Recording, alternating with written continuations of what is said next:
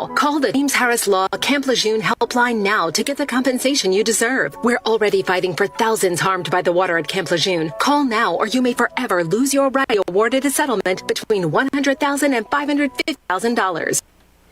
All right, it is 9:30 and it, I think 45 degrees here, 46 degrees at the studios of KTUI. I'm Sabe Scott, and with me this morning is Nancy Harold from Sacred Fire Farms. And good morning. How are you today? I am wonderful. Thank you so much for having me on the air. So this month we were going to talk about cancer and some things that that go along with maybe some treatments that you're taking and stuff like that. So Nancy is a registered nurse. Yes. And you spend most of your time now on your farm. Yes. And you do all kinds of different things on the farm. Herbal right? education, yeah, primarily. But also you can, host weddings and... Yes, small events, family reunions. Yeah. So... we've talked, about how you got into the herbal remedies and things like that, but then herbal education and so you tell people that as a registered nurse you don't you haven't thrown out modern medicine. Absolutely not.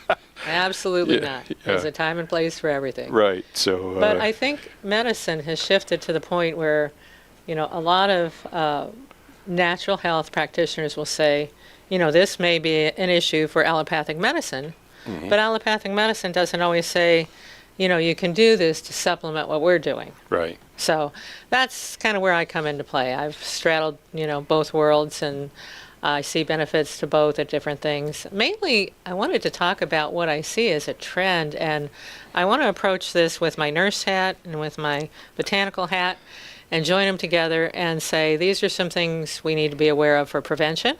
These are some things that can help survivability rates. So I thought I'd start out with a few statistics. I was kind of doing an overview because periodically I like to update and make sure my information is current. And I saw that there was cancer has evolved to a $193 billion industry globally.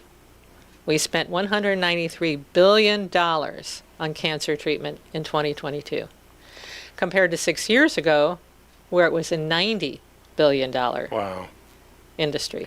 So that tells me there's a couple ways you can look at this. If you like doing the conspiracy theory, we're going to say cancer is a big money maker, and that's why so much of it. And I can't disagree with that. Well, yeah, I hear people say, well, we don't want to cure cancer because there's too much money in it.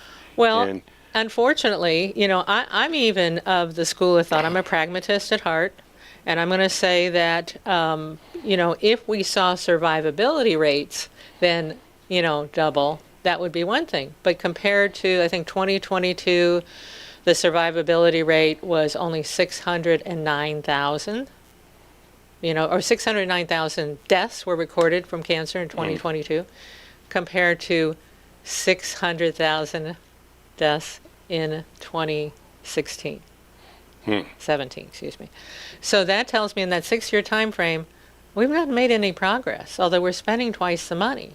And that's a cause for concern as far as patterns go. That concerns me, because if we were spending more and we were seeing our deaths lessen in the same proportion, well, you can see there's a benefit to that.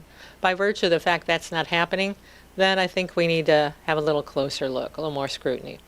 So what I was going to do today is share information that's a result of my experience, my research, my filters, things people have reported to me, clients I work with and their outcomes. And this is all information that's very subjective. It is not FDA approved, therefore it's not designed to diagnose, treat, cure, prevent, or mitigate any disease. But it does show some, again, recurring patterns. And don't take it if you're allergic to it, right? Right. If you know you're allergic to it, sometimes we don't know we're allergic. We find out the hard way. Yeah, right. That always, some of the disclaimers they have on, it's like, well, if you were allergic to it, you probably wouldn't take it, but, our society today demands that you That you do. Yeah. Yeah.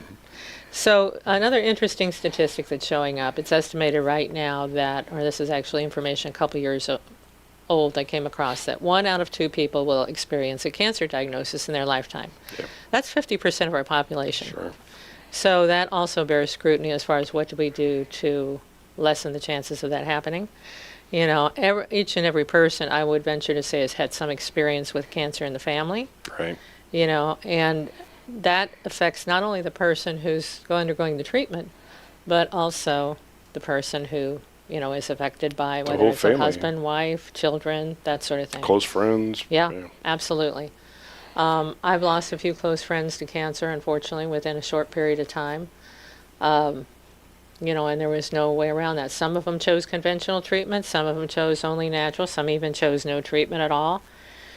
And that's a choice you can make if, you know, that's an option too. So I want to talk about the cancer journey among people. And this is something I think that doesn't get considered very often. I used to case manage a lot of people who are undergoing treatment for cancer. I was a case manager in one of my roles as a nurse.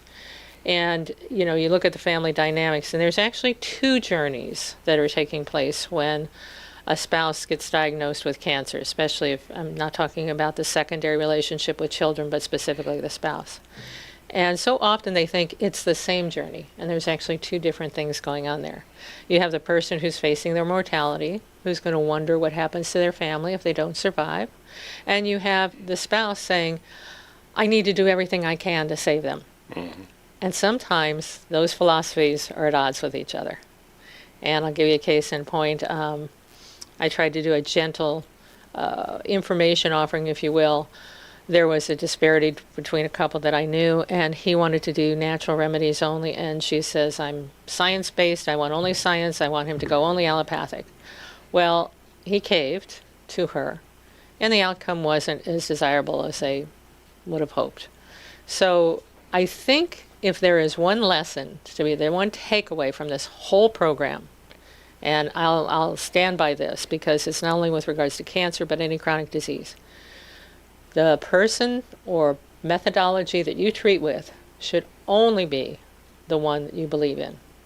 And it's very hard for the spouse, and I'm going to share some resources that can help both of those journeys. But it's very hard for a spouse sometimes to accept that their spouse's cancer treatment might be, you know, radically different from what they would believe is the best option. But we'll share some resources for how you resolve those 2 things. Interestingly enough, I took a break from medicine for a while. I was just kind of fed up, walked away. I didn't want to do natural therapies. I didn't know enough then, and I didn't want to be involved in a hospital. And I was a musician. I was, you know, making my living playing gigs and enjoying it, as a matter of fact. And I paired up with, I went out to a music festival. I was a New Age festival, actually. And my booth where I was selling my CDs and my books and all my writings and everything was ironically or divinely right next to a Navajo medicine woman, which was a little bit of foreshadowing. And I took an interest. I couldn't help staring at everything she had on her table, and I started asking questions. And I told her my story that I was fed up with medicine. She says, well, I will tell you this then. She says, the only medicine you should ever advocate for somebody as a practitioner or a patient should be the medicine you believe in, because nothing else will work. And she says that's true whether it's allopathic, whether it's herbal, whether it's energy work, whether it's traditional Chinese medicine, whatever you choose should be the one you believe in. So that is the first thing out of the gate. I think if anybody's undergoing cancer treatment right now, make sure you're very comfortable with that provider. And if you're not, you know, there are other people you can go to see. You can get a second opinion. But the relationship between the provider who's directing your cancer care and the results itself are so deeply entwined. You know, the people with the best survivability rates have faith in the care of cancer that they've chosen. They have faith in the provider who's directing that care. And they feel confident there's an outlook aspect that they're going to beat this. And if one of those things is missing, generally the outcome isn't as good. So that's probably the one takeaway for people listening to the program. And that's true really for any disease. Anything you're doing, make sure the treatment is something, because if it's something that you have doubts about and you say you're caving because your wife or husband really wants you to do this, the outcome's probably, not as well leveraged for survivability. Just my 2 cents. And I said I would go into some options for, maybe aligning that a little bit better. Part of my research, actually, and I had a radio program of my own for a little while, and I got to interview a man called Johnny Eimerman, who created an organization called Eimerman's Angels. I think his website is eimermansangels.org, but if you Google it, you'll come up Eimerman's Angels Cancer Care. And he has a very interesting story. So at 26, Johnny Eimerman was diagnosed with testicular cancer.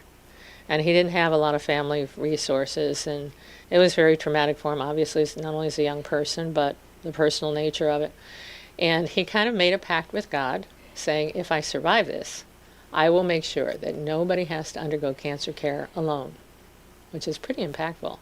So he actually created a database, and part of his database were people who would be counselors who had a survivability rate of at least they'd been cancer-free for 5 years.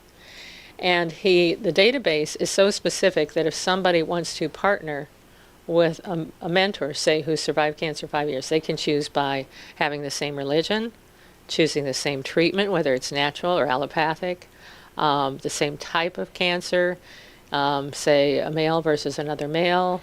And one of the stories that Johnny shared with me was he had a young woman call and say she had just been diagnosed with ovarian cancer, stage 4, which isn't usually survivable.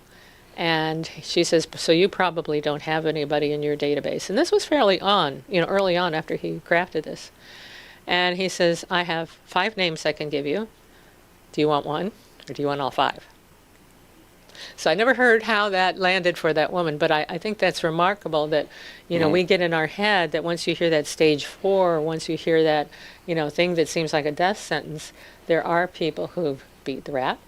And last I checked, Eimerman's Angels, which has been a couple years, it seemed like they had support for not only the cancer fighter, but the spouse, to try to help them, come and arrive at some sort of similarity, recognizing those 2 journeys are very different. So just a little tidbit, Eimerman's Angels, last I checked, was free. It offered free counseling. They had a lot of resources on their website. And I think that's a valuable tool, whether you're doing natural or you're doing allopathic, because what it does is it gives you that frame of reference. It gives you that cheering section to say that you can beat this.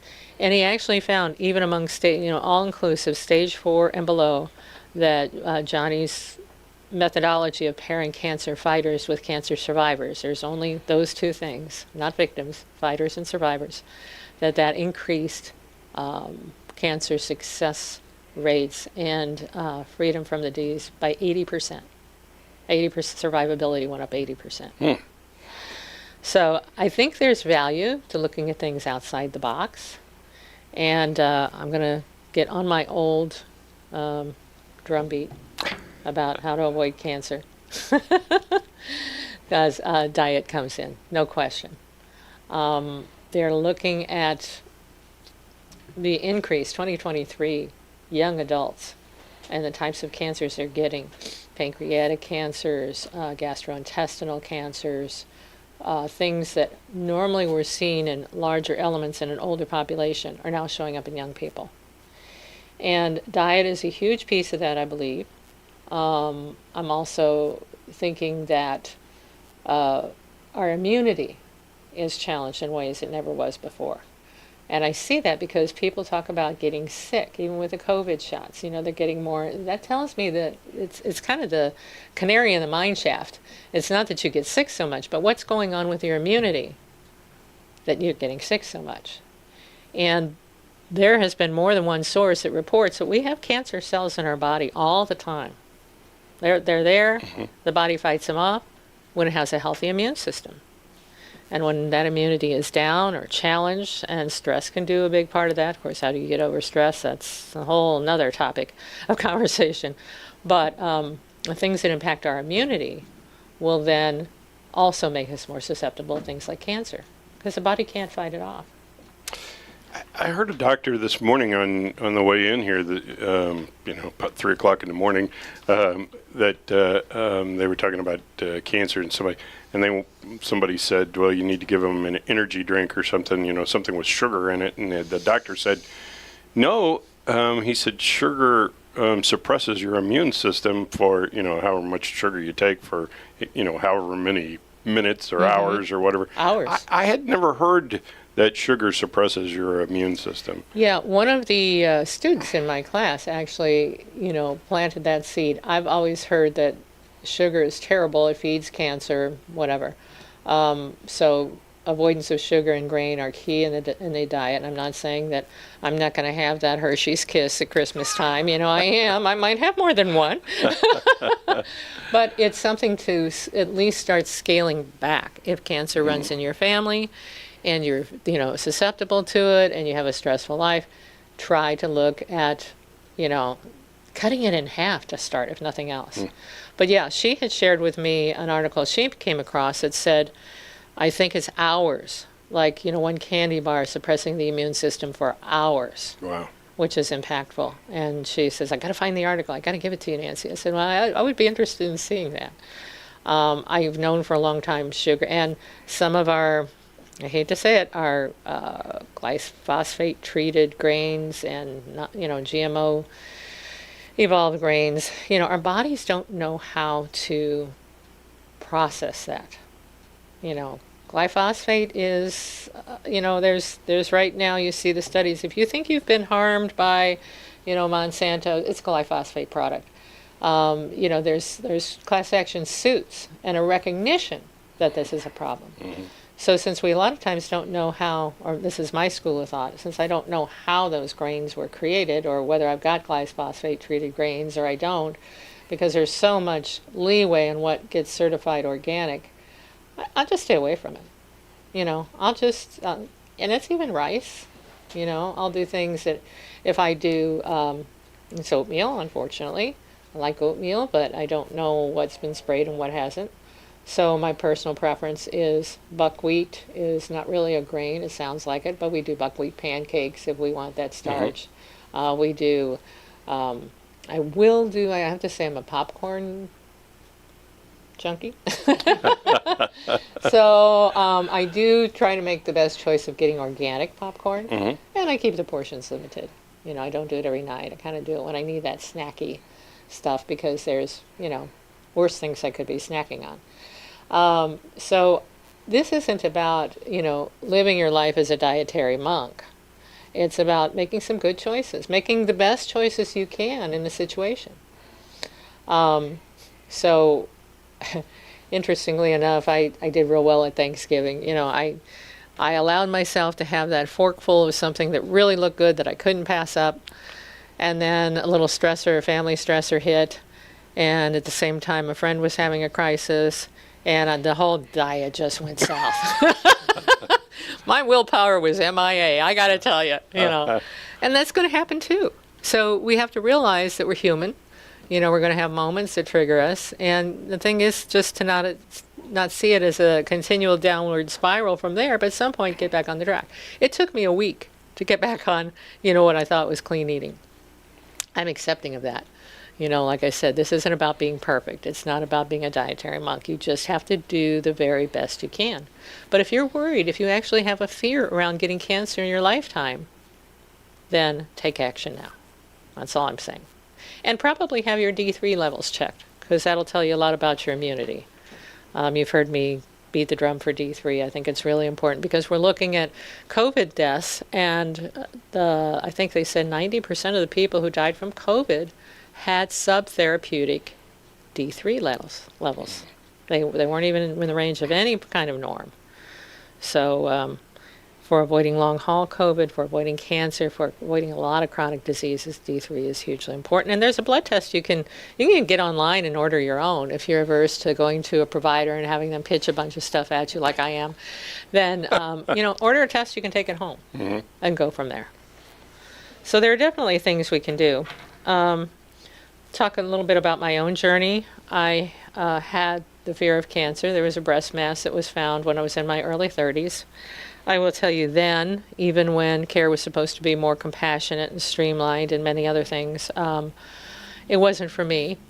It was about 8 weeks before I finally got a definitive.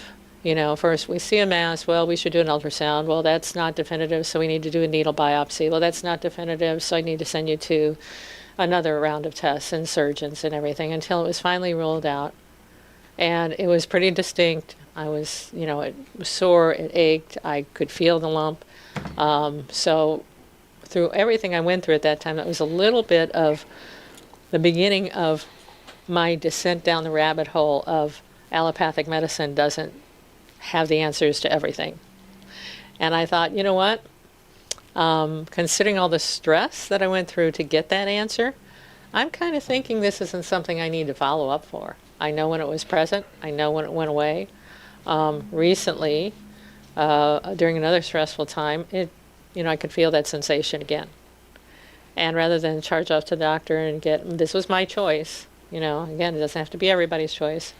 I thought, well, I know a number of botanicals that shrink tumor cells, and I'm going to try those. That's going to be my first thing out of the gate. Lo and behold, probably a month later, I didn't feel it anymore. Now, that's not to say I had cancer. It could have been a lymph node. It could have been anything. But our attitude around it, the fear around it, and that's probably my biggest criticism of the current medical model, is the infusion of fear. I'm hearing more and more stories of people say they're getting evaluated for a cancer. They can't even get a complete diagnosis, as was my experience in the first gate. But they said, this is what we're going to do. We're going to start you on chemo just as a precaution. And you have 15 minutes to decide. Because I can get you the common, I'm just saying this is a repeated pattern that makes me go, The common theme is you have 15 minutes to make a decision if you're going to come tomorrow. I can get you on the schedule at 9 o'clock, 8 o'clock, 2 o'clock, whatever the time frame is. But you have to tell me now. If you make a suggestion that you might need to go home and think about whether chemo is the best option for you, I'm sorry, we can't guarantee your therapy then. So there's almost this push, this fear base. And I'm sorry, cancer is never well treated by fear. The best outcomes, again, go to not having fear, but having confidence that your provider is giving you the right treatment and having a relationship with that provider where they'll at least entertain things outside of their normal treatment that could be good for you. There is a school of practice it used to be called CAM therapies, complementary alternative medicine. Complementary alternative medicine. And they looked at things like diet. And they looked at things like another common tactic. There was a school of thought that an alkaline environment will not support cancer. So they advocate maybe putting lemon in your water, which then decreases that acidic environment. Sorry, I got that wrong. Cancer grows in an acidic environment, and it will not grow in an alkaline environment. So if you squeeze a little lemon in your water, that can increase the chances, make your water more alkaline. And there's all forms of alkaline water, between very expensive machines that claim to do the same there's actually a stir wand, believe it or not, looks like an overgrown swizzle stick. I have one. It does some things for me that actually help me breathe better because it elevates the oxygen in your system. And as an asthmatic, I do kind of subscribe to anything that works. So, yeah, some of it's pretty far out there, but some of it is just, science again, like cancer cells not being supported in an alkaline environment. So you can choose to do some things like that. You can choose to do organic. I've heard some people whose doctors, and this is fairly common, said diet has nothing to do with it. Don't worry about your eating. That, to me, is the most egregious and worst advice you can give someone. Why would you not want them, if they have a bad diet, to clean it up just to avoid chronic disease? So that's another thing that makes me go, But I want to talk a little bit about how cancer happens. One other thing, I actually did have a positive diagnosis of cancer for skin cancer, actually up at the hairline of the scalp. And I went to seek conventional therapy because I had good insurance. I thought maybe that might be the best option for me. Even when I was starting to believe it in a little bit less, well, they can cut it out and I'll be done with it, and that's that. But I started looking at the recurrence of diseases, of skin cancers after that. And mine was very benign. It was the most benign form of skin cancer you could have. It was what they call a basal cell carcinoma. And it doesn't tend to go deeper into the tissues. It can if neglected long enough. But it stays on the surface. The problem is it does spread. It does create some disfigurement. It does create some bleeding. And I didn't want that. And at the time I saw treatment, mine was like the size of a split pea. So it was, get it done, get it out. Went to see a plastic surgeon. And this was actually a surgeon that I used to scrub in to do repairs with in the emergency room when I was there. We did a lot of them in the emergency room. So he knew me, he knew of me, he knew I was a nurse, he knew I wasn't a reactionary. And I said, what's the prognosis? He says, well, it's pretty good. He says, we're going to have to take a swath of your hair, your hairline about 4 inches, so you'll be bald in that area. I went, okay. And he says, you'll get a brow lift out of the deal. And I said, I like my eyebrows where they are, thank you very much. He says, well, just know that one eyebrow might be a little bit raised more than the other. And I'm going, you're a plastic surgeon. Come on, dude. Seriously. So in spite of all that, I'd have the permanent Sarah Sanders eyebrow. In spite of all that, I was going to say okay. But first we had to do a biopsy. And the biopsy actually confirmed my diagnosis, which was a basal cell carcinoma. So I got a positive diagnosis. The problem is, in the course of that biopsy, I was treated with something that had a cross-sensitivity if you had a sulfa reaction. So being allergic to sulfa, this antiseptic that he put on it had a cross-sensitivity. It was partly sulfate. Blew up my face like a balloon. Ooh. The bridge of my nose was about 3 inches wide, and my eyes were almost closed. And I had called him saying, I have a problem here. I think I'm having an allergic reaction. His response was, put ice on it. Well, I'm a nurse. I've already got ice on it. I'm already eating Benadryl like they're Skittles. So at that point, needless to say, my confidence went from, being about 90% there to being 0. And I didn't go back to that provider.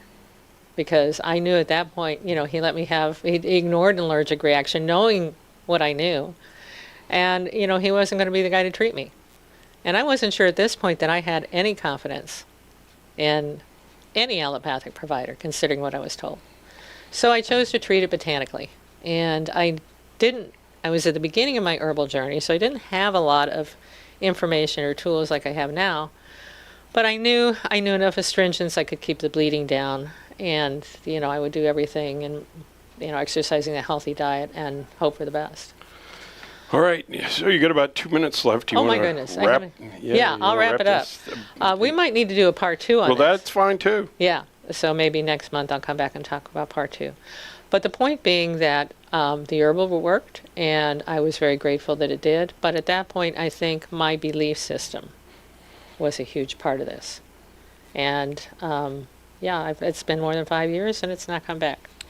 So now if people are intrigued, how do they get a hold of you and find out the rest of the story if they can't wait till next month? They can reach me through the website, sacredfireliving.com.